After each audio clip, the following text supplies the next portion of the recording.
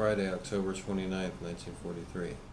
Dear Kitty, there have been resounding rows again between us, Mr. and Mrs. Van Daan. It came about like this. As I have already told you, the Van Daans are at the end of their money. One day, some time ago now, Capouille spoke up about a furrier with whom he was on good terms. This gave Van Daans the idea of selling his wife's fur coat. It's a fur coat made from rabbit skins, and she has worn it 17 years.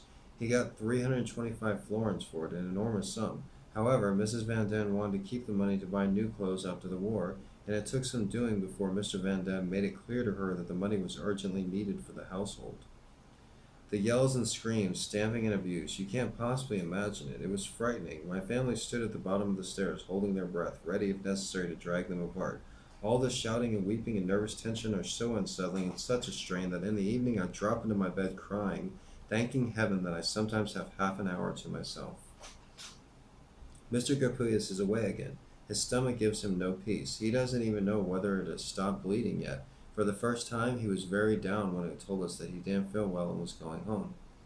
All goes well with me on the whole, except that I have no appetite. I keep being told, you don't look at all well. I must say that they are doing their very best to keep me up to the mark. Grape sugar, cod liver oil, yeast tablets, and calcium have all been lined up. My nerves often get the better of me. It is especially on Sundays that I feel rotten. The atmosphere is so oppressive and sleepy and as heavy as lead. You don't hear a single bird singing outside, and a deadly close silence hangs everywhere, catching hold of me as if it will drag me down deep into the underworld. At such times, Daddy, Mummy, and Margot leave me cold. I wander from one room to another, downstairs, up again, feeling like a songbird whose wings have been clipped and who is hurling himself in utter darkness against the bars of his cage.